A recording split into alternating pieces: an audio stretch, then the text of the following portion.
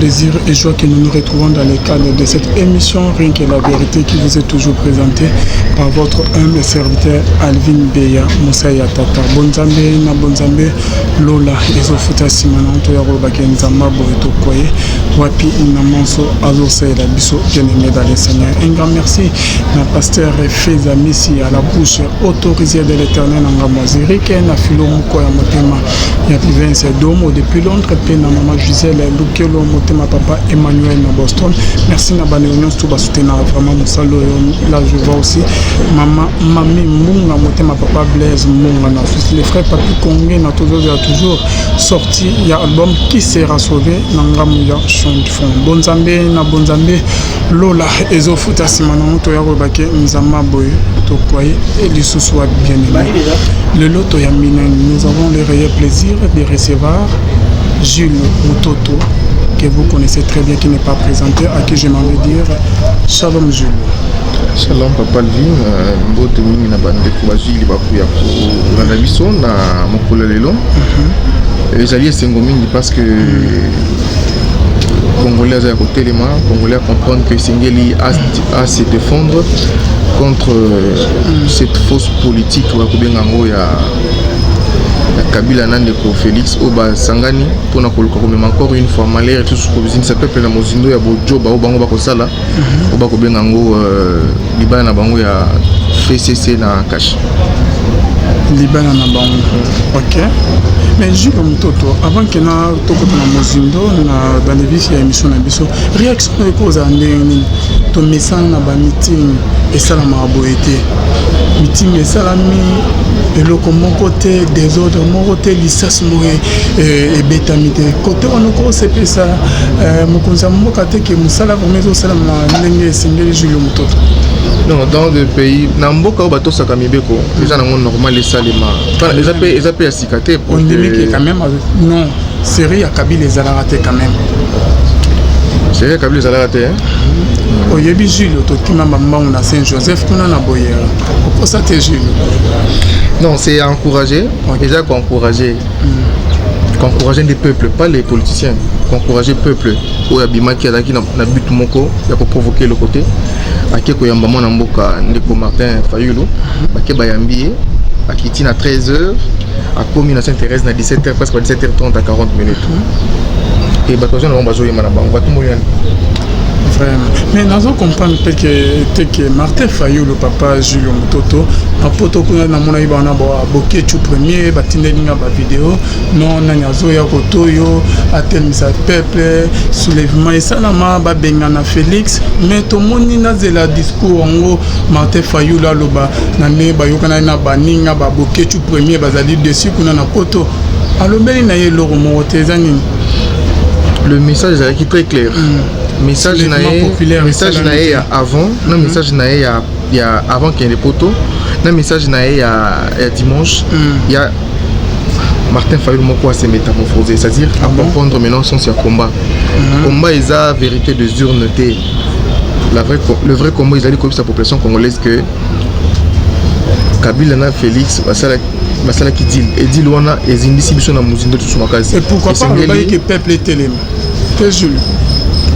Peuple c'est les téléma parce que d'abord le retour est banane dans l'émission où dans les loto et ils ont vérité autour de Bombangote Congo ils allaient victimes de génocide et c'est ça que ça le matin midi soir le fameux entre guillemets Wazobengango FDL l'expression de Rwandais au Bakobomba Congolais au niveau de Bénin.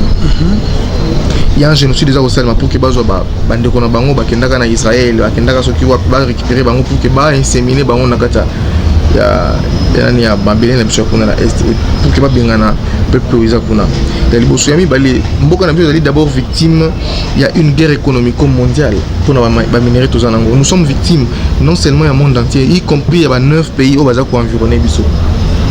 Alors un pays qui veut être un pays libre et singeli ko ba ko se décider yango singi que non. Et j'ai que vraiment un moto pour que les jeunes congolais nyonso ba ki dimanche ba bima na balabala pour que ba vanda pour na réclamer juste départ et un système oyo parce qu'avec ce système ils a permettre à ce que les lots ngana yo to continuer causer un pays riche mais avec une population pauvre et médiocre.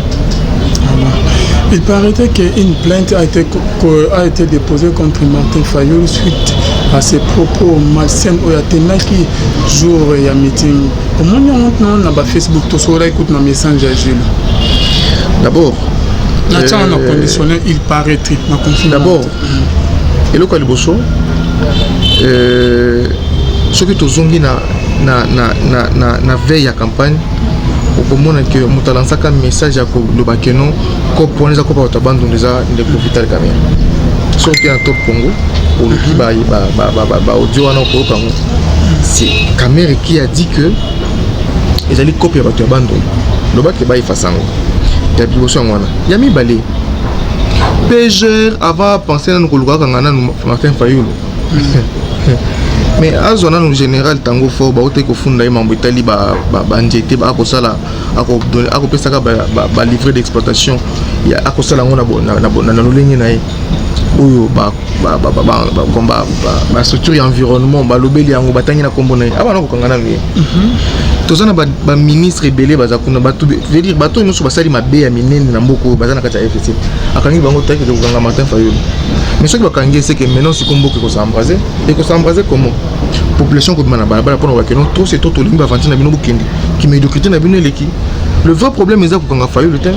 Le vrai problème, c'est qu'on pourrait kolongola nous et mais bas, c'est-à-dire la même base il y a Rwandais sur notre pays, parce que les États-Unis ont passé via hégémonie à Rwandais pour ne pas s'implanter dans Mboka. Il y a que tout ça, un jour dans Mboka il y avait des Tutsis congolais. Dans l'histoire ça n'a jamais existé. À partir de 97 il y a des Tutsis congolais. Muto abotami na Rwanda, azana bakoko ba Rwandais, azali Rwandais des souches. Lobi nango na Congo comme congolais et à l'équipe pays on place à menine et non, trop c'est trop. C'est trop. Vraiment les politiciens, il y a FCC va salir ma bémine la peuple. Donc c'est quoi les bélémiques que nos Congolais allons on a fanatisme, allons on a irresponsabilité à se décider pour l'avenir en Bokao. Jules Mtona Bando Bazola Nabiso par rapport il y a discours il y a Martin Fayulu jour parce que vous avez dit on a mon photo publiée qui bande côté il y a IDPS côté il y a FCC base Basili qui balobi qui a discours moi ça y a bien que yo réaction de cause par rapport il y a donc je comprends exact que bande koana bazali déphasé bazo bon bazo non libomo pour na yo alobai na makambiza na nzeda mais ni ngo lobaki ya mabe nazo mona eloko moko to Martin Fayulu le bieza ya mabe ko gêner bande ko ya FCC ou bande ko ya cash. Mais tant que UDP a fait un meeting, UDP est fin de la Rwanda. Ils ont ma bête. Le local partenaire. Les jeunes qui ont fait une marche en 2011, qui ont fait une marche en 12e rue, ils ont fait une UDP. Les cadres UDP sont dans la famille parce que les bourreaux sont bango. Ils ont fait un ordre pour qu'ils aient Massassi. Alors, parce que vous avez dit, ça la carte pour bon seul qui j'allais dans bango pour combattre moi et les mais le peuple gagne toujours. Aussi Mukendi l'a bien signifié. Alors le peuple gagne et gagnera toujours ces combats. Combat où ils allaient combattre le peuple contre Bavantrio Touana ou le lot. UDP c'est ça qui c'est ça. UDP ça m'a mis malheur na Congo. Ah non, UDP pour le moment qui le dit Jules. A m'a mis malheur parce que tout le monde un changement dans Katambo cannabis Jules. Changement ni nango somoni. Nous avons changé à Bandele, les Salama, les Sola, en air et Betama, les sociétés Jules. Il faut qu'on y me rappelle. Oh, on s'est gagné Jules. Et ça n'a pas parce que les Sola, il y a en air. Bazali. Moi je reçois des appels. Babotola au téléphone. Est-ce que parce que Babotola au sous je recevoir des appels à ma menace, il y a en air. Il y a un apôtre, que non, toujours combattre Bango. Non, nous, souci n'a pas de Makamoto Kosala pour dégager la situation politique en Mboka Oyo. Vu que Tokenda qui n'a pas élection, le but est que non Kabila a Longwa. Influence naïe na bande konaï et ça ni Longwa. Et ça la mité. Il est à quelque chose pour voir le coup la lipa. Pesanga lipa. Pourquoi lipa? Basi ba PC pouvoir. Tu peux imaginer que Félix Bissoto voté. Yo voté qui est? Bon yo voté nani. Même oncle non moi a voté qui Félix. Tous les na centre. So yo voté qui Martin Fayulu ma bezate. Mais il faut qu'on dise que Félix va voter qui est pas peuple. La fois passée au Banaï Robeta dit que non, Bissot a posé ça Kabila long ata so ke ba hôtel biso ata kabulo bona kabulo place wana to mona ka ke lonya Kabila te ko ba tie mona mboka Félix Tshisekedi OK boye bien très bien et comme il est dans sous problème Jules au juste biso to lingini peuple congolais alingi te ko continuer comme on a ba aventurier nyonso ba bomi mboka baza toujours na poste na pouvoir oui ba men lozana ajini et lozana ajini men nazo continuer ko zala men chaque chose a un temps. Kabila a fait 18 ans et c'est Ngela qui a élection qui fantoche élection mon cœur aventure. Il fallait bailler à déboulonner. Comment bah tout peuple oh les mines dans les mines souffrance a que nous voter bino massivement. Bino bozo bomaye. Boté kimbok. Bokabimbo kana ba étranger lisusu. Na bande ko na bino. Non papa Alvin. Faut nous conseiller nous ko pesa na bande bazo la na biso et là on y essayer que Félix na Victor Kamere ba ça pour na que changement ko na mbo na biso. Il faut qu'il a démissionné, Martin Fayulu a démissionné pour aller remplacer na Okita Bokonzi. Bavandawana. Bavandawana balongwate. Nécessité. C'est ça. Bavandawana balongwate, mais il y a une révolution isoya. Parce que ba chômeur bazoli là. Ba médecin ba kenda ko sala marche kaka pour nous réclamer ba nani ba la mécaniser. Ba beti bango la crimogène. Alors kolela nyonso eza na population bango bakomona ngo to bakomona ka ba intérêt basumela ba sala mitoka basumela ba mapango et non ko répondre valablement na ba besoin peuple alors bavanda wana ko balenge ko partisan na Kabila bavanda wana bazela kanda peuple tango ko ya et ko débouler bango lokola moto ya volcan et ko kalinga pe ko tumba bango no so kolonga nzela.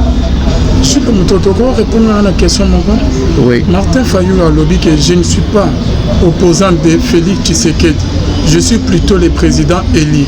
Mais il y a un président élu. À cause Senga, Nandeko a président a démissionné Félix.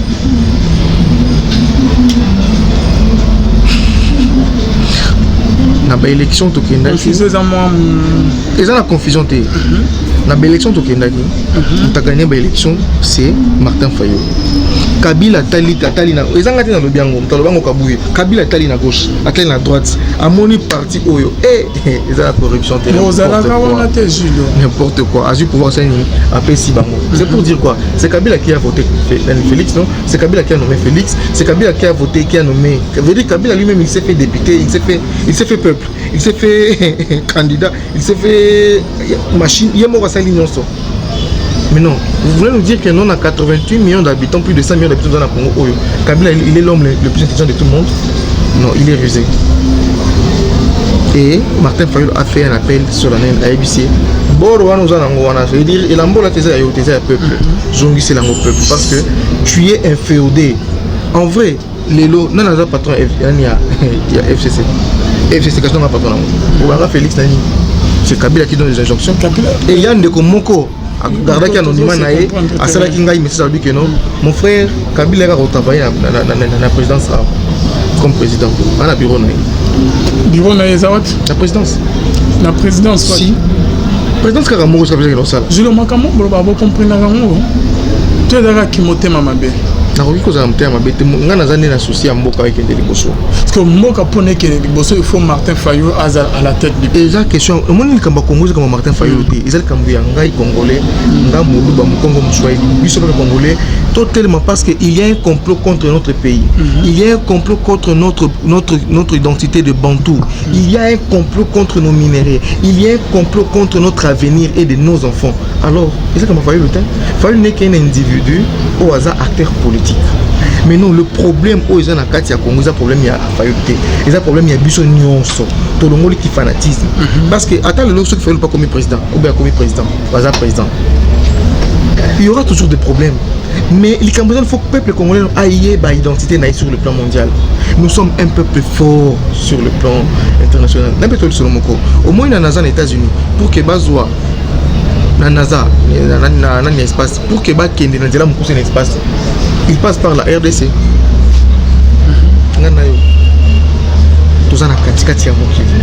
Le vrai paradis, c'est notre pays. Mais Mundela est le politique à Kolonga, et tu sais que les lots, tout ça, esclaves, le peuple congolais comme esclave ya Rwandais, le peuple congolais comme esclave ya Libanais, comme esclave ya Angolais, na mabeli na biso moko. Inconcevable. Nous devons nous décider et nous devons téléma et kende pas kosenga pour récupérer ce qui est notre légitimité. Légitimité de la ligne tolingi Congo moko za la uni. C'est-à-dire lelo Kabila na Félix ba memi biso ba congolais à niveau ya ko entre nous. Division pour que Bamba continue à régner. La chose qu'il faut de Télémélango. Nous devons être unis. Si nos pères en 60, qui fort, malgré la division qui est après, pour la prochaine indépendance, il est encore fort, il est encore important que Bisso Congolais, Bisso Génération Oyo, total nous intérêt Yamboka, total nous Oyali place sur le plan stratégique du monde.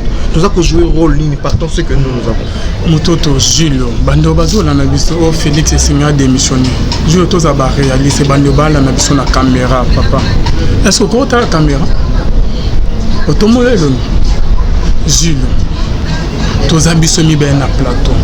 Lolo tout le monde bazo ba que Félix a démissionné. Oh Martin Fayoul ndé azalaki président azonga na place na ye. Julio toyebi sima Martin Fayoul. Bana imbaza sima na ye. Adolphe Mozito oyo azalaki président. Oyebi sérieux azalaki primature. Oyo azalaki premier ministre primature. Makamuni ne s'est passé. Azali sima ya Martin Fayoul. Tu dis Jean-Pierre Mbema Julio Mutoto. Yo moko yebi.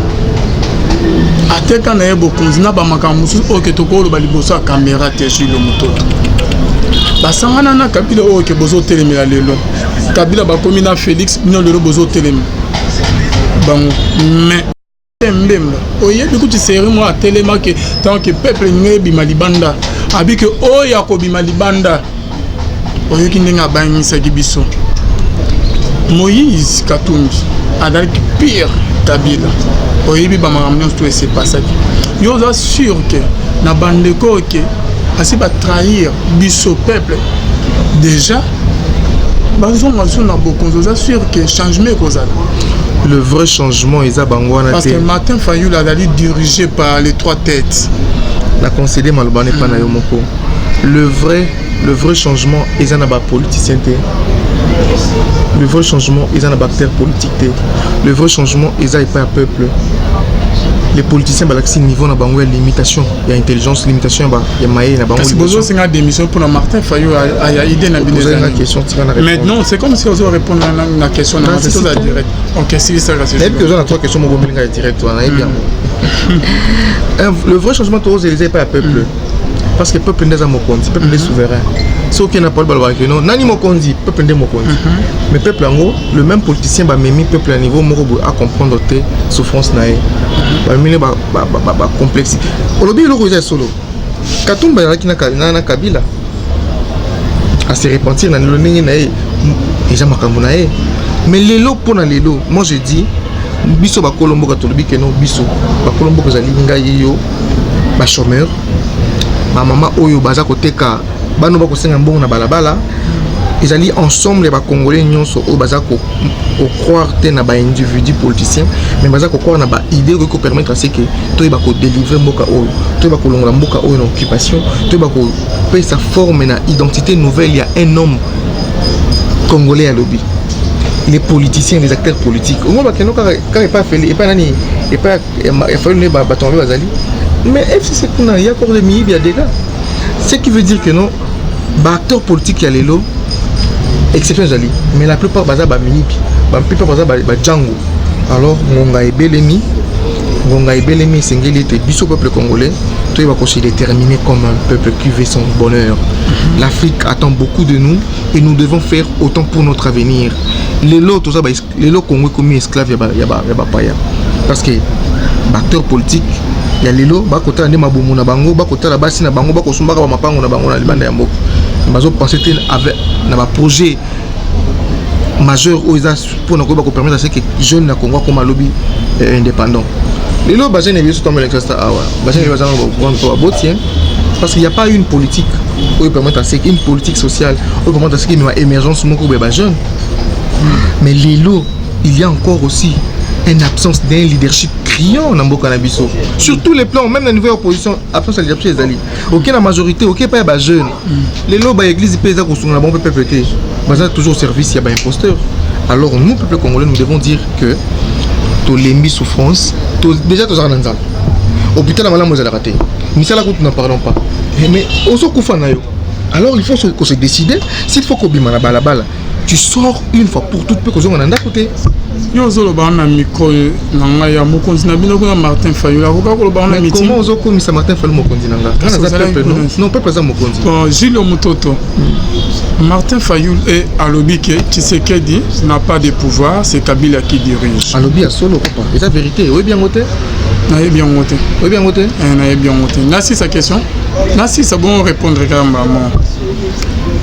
Félix qui n'a pas de pouvoir, comment a-t-il vendu le pays à Kabila? Parce qu'à l'objet que Félix a été Kimboka na Kabila. C'est comme si Ozo se contredire, n'a pas propos Ozo se contredire. Juste Félix n'a pas de pouvoir, c'est Kabila qui dirige. Côté monsieur à l'objet que Félix a vendu le pays à Kabila. Comment une personne qui n'a pas de pouvoir, qui ne dirige pas, à côté Kamboka? La réponse, la bandit Malamoro. Félix a vendu le pays. Tant que tu as élection, et il y a un gagné. C'est que c'est un Gilles, Kolobarate que Yebanaki Yosa Senite Gilles Mutoto. Mais bateau, Yosa Senite. Mais il faut la côté no Yebanaki. Côté Badelis. Le bateau aussi ici au Pessinga na continuer. Oh. Pozo Katanga.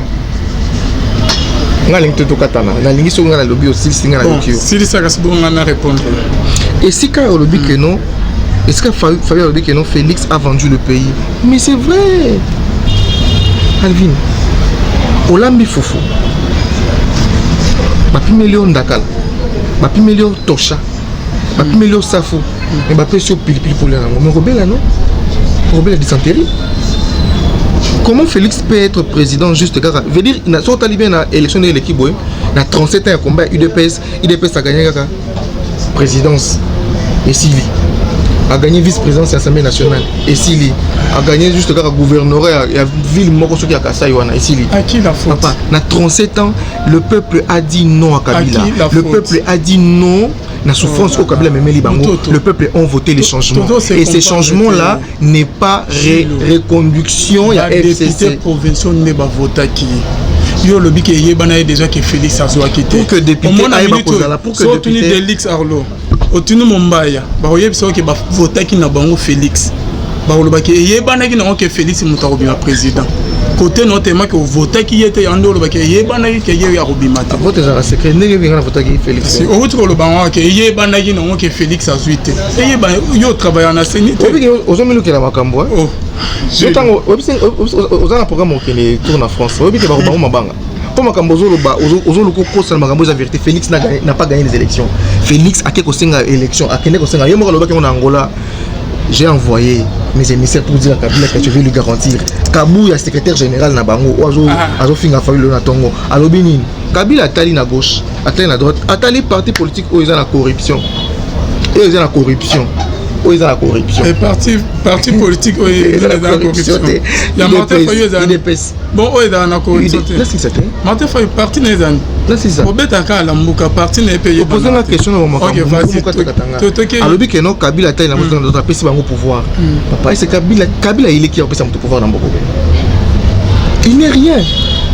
Kabila tant que Kabila ayaka na tengi na munduki na magojo ndayaka nango tant bazoya ayaka na lokoni oyo akoma kopesa bato pouvoir na mboko mais là comme autant de photos na été selfie le Congo a donné à Kabila tout Congo pesi Kabila mwasi et puis Kabila basi et puis Kabila ba mapango ba mitoka le là comme pe muto comme muto un peu de respect avec quand même ex-président c'est na fingi na ko relater passé na ex na fingi te papa ndenge mo bo relater passé na ngana tekaka mai ya sida na zalaka petit chèque après na comme le mezo bunga na bi ça passé na balongola ba mosisa ma bazana ki motema mabe moko tout monde a président ya France sécurité na ezalaka tamuna na komi atamula na jeep ya la police adana sécurité papa kate mission na tiki nanga c'est moi qui suis le présentateur mais makambo ça les a yango sécurité na bengo na émission na mba suko ya mba ouais Ok, Maloba Yasuka, c'est l'ambiance de notre émission. Nous sommes arrivés à la fin. Maloba Yasuka, je vais vous faire. Tokomi Nasuka. Alain de Lazarana, Mumbai, Alinga, tourné émission, photo ticket plateau, donc beaucoup derrière l'État, ouais. C'est ça, Maloba. Mais au cas où ma question à répondre, parce que pas ma question pour répondre au Kozenga.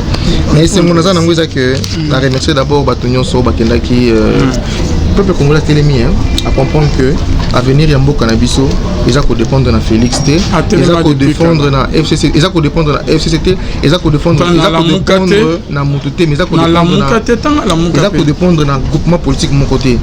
Ils ont dépendre juste na biso mon koba jeune. Avenir ya bana na biso, avenir ya bakoko na biso, ils ont hypothéqué. Kabila a hypothéqué notre avenir, biso génération oyo. Batonyo So Bayakana ba Gojo le 17 mai ba ko hypothéquer avenir ya mboka.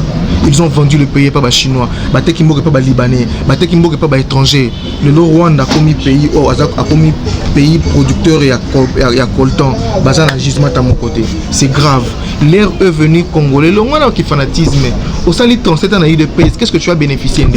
On a problème in IDPS. Au sali 37 ans à IDPS, qu'est-ce que tu as bénéficié pour le final de Konayo? Tous ont la conscience de comprendre que non intérêt à Congo. Avant UDPS RDC Zaire Zalaka, Congo Zalaka. Alors, tu peux Congo et qu'on continue comme ça, mais impactons en bien l'avenir de notre pays. Aventurer l'équipe dans Mboka.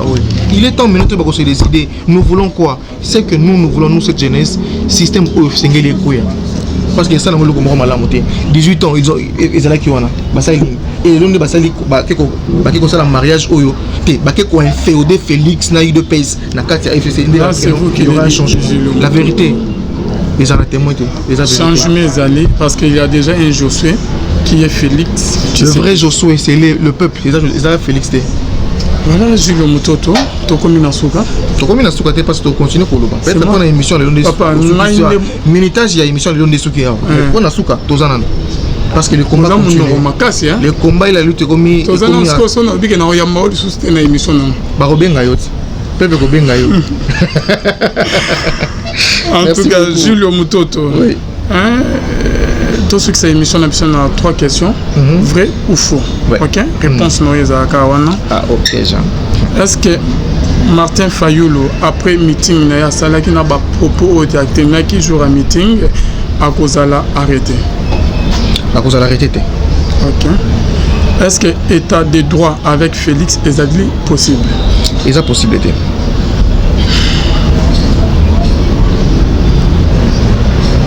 Maintenant, continuez à tenir sur Kaka. Voilà, c'est la fin de notre émission.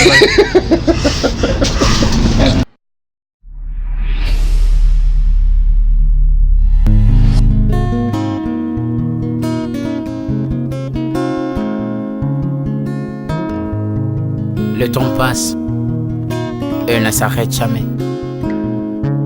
Alors réveille-toi, mon ami. Et tout ce qui nous quitte chaque jour, laisse que cela nous serve de leçon. Car à chacun son jour, à chacun son tour. Peut-être demain sera ton tour. Alors réveille-toi et prépare ton âme. Car un jour. Oh, oh, oh, hey. Oh, oh, oh, oh. Hey. Le temps passe, le jour s'envole, s'en va si vite sans laisser de traces. Hey. Comment faire pour l'arrêter, car il nous amène vers le jour de départ. Yeah. Tout s'effort avant nous, n'ont pu l'arrêter. Il s'en va sans arrêt, sans pitié, ni nous laisse le temps de faire nos bagages, et de tout mener. Le temps passe, le jour s'envole, s'en va si vite sans laisser de traces. Comment faire pour l'arrêter, car il nous amène vers le jour de repas. Tous ces forts avant nous n'ont pu l'arrêter. Il s'en va sans arrêt, sans pitié, ni nous laisse le temps de faire nos bagages et de tout amener.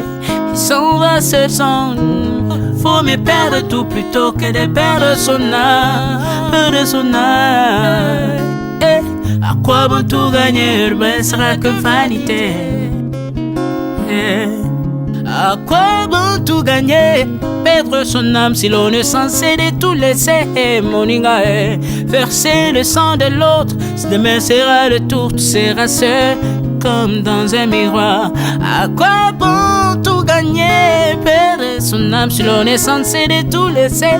Moninga, verser le sang de l'autre, si demain sera le tour, tu seras seul comme dans un miroir. Où tu rendras compte devant le Seigneur toute ta vie sur terre. Après avoir tout gagné, l'on s'en va seul, sans rien amener. Moninga, faut me perdre tout plutôt que de perdre son âme. À quoi bon tout gagner, demain sera que vanité.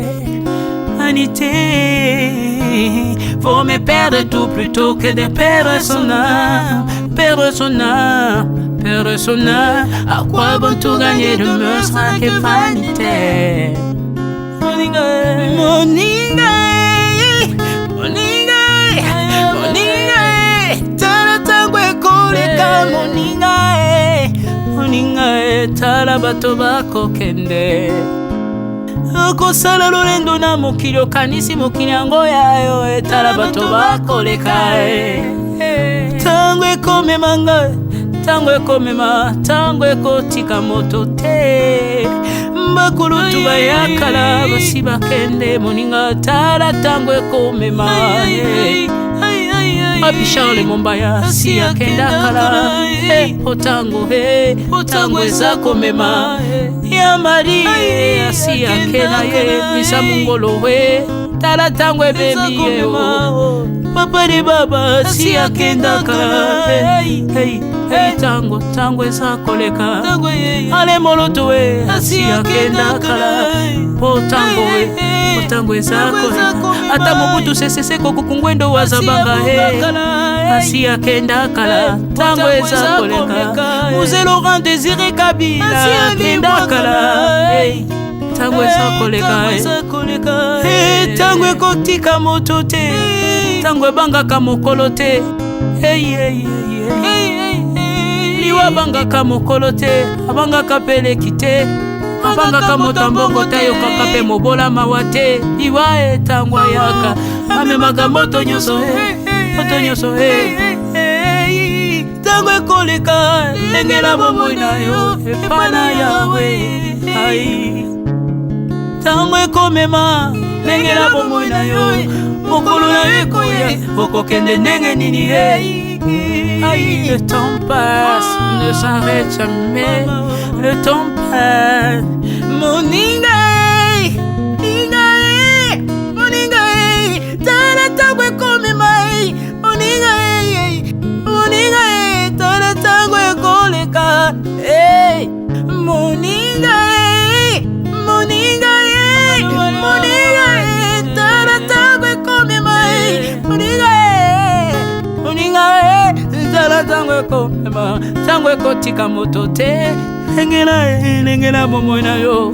Tala bato bakokende. Osala ndenge nini okotikala ebende te. Okotikala ebende. Le temps passe, ne s'arrête jamais. Le temps passe, ne pardonne jamais. Le temps passe, ne s'arrête jamais. Engela bomoi. Moninga,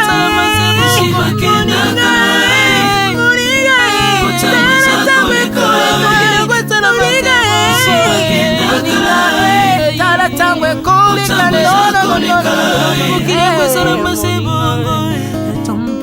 Ekolo nyonso bato bakokende. Alela pona nini alela pona nini. Tango eza koleka.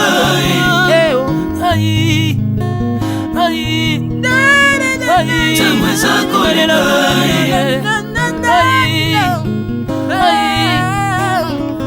Tango eza koleka. Le temps passe. Oh, Alvin et Béa. Tala tango ekoleka. Tala tango ekoleka. Nabongisa bomo nanga pona nini. bato bakokende biloko nyonso ekoleka. Hey, nalela tina nini natangisa makila na boma bato pona nini soki nyonso ekoleka. Un jour nabanga kufa pona nini soki naza putulu ya pamba mokolo ezali na koleka. Le temps passe.